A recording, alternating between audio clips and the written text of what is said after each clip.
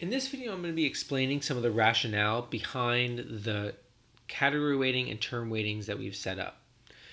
One of the great things about PowerTeacher Pro is that it lets us push out these grade calculation formulas at the diocese level or at the school level. This prevents a lot of errors at the end of the trimester where if you haven't set up your category weighting, you might have really odd grades that come out, or you may have no grades at all that work in the grade book, that show up in the report card. So this is really important. Any teacher who's been with us knows that every year you have to put in these categories and term weightings, and now you don't have to do that setup. It's already done for you. So let me show you how it's been set up, and I'll explain why. I'm going to start with the year. The year has been set to term weighting. This is basically set so that each trimester is worth an equal value in the end of the year grade. This is a really important setting. You can imagine that if we were using the default and just calculating total points, that when you have one trimester with more assessments than another, it becomes more valuable. So if you happen to do more assessments in trimester 1 and then fewer in trimester 2 and even fewer in trimester 3, this first trimester ends up counting quite a bit more. And what's problematic about that is it doesn't give students a chance to improve over time, right? Then they have more assessments here, so that's going to drag down their scores. So that's what we have it set to term weighting, and that's going to be set for everybody. I'm going to close this and not save any changes. Now I'd like to take a look at a trimester grade. You'll notice that each trimester is set up to use category weighting. Let's take a look at that. The category weighting here is showing summative assessments and formative assessments as the categories that we're using. The other options here would be to weight by standards or to weight by total points. In this case, if we were weighting by total points, then every assignment would be weighted based on the number of points. We'll talk about that more in another video.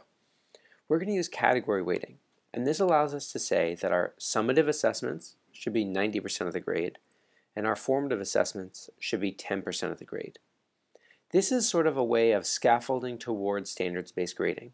What we're saying here really is we're valuing very highly what students know and can do as opposed to the amount of effort that they put out. And this is a way of ensuring that when our students leave our schools, we can definitively say that if they got good grades, they have very high skills rather than they worked really hard. So this is our category weighting, and it's important to note that no other categories are included in the setup for the trimester. Nothing else nothing that's outside of these two categories is going to be graded. Let me show you what I mean. If I go to grading and score sheet, you'll see that we have 3 categories that were delivered by the district. Okay? And so this means school-based categories. In addition to summative and formative, there's a classwork homework category. This is added here for you to put in other items that you're not going to count in the final grade. Because it's not in that setup, that final grade setup, classwork and homework is not going to count in any of the grades. If you have a piece of classwork that you want to count, you have to put it either in formative assessments or summative assessments. Now you might see additional categories. I've deactivated some of mine, but because I had a gradebook previously, I have a few other things in here. Okay? And you can also do this. You can create a permission slips category that's ungraded, that's just something for you to keep track of permission slips.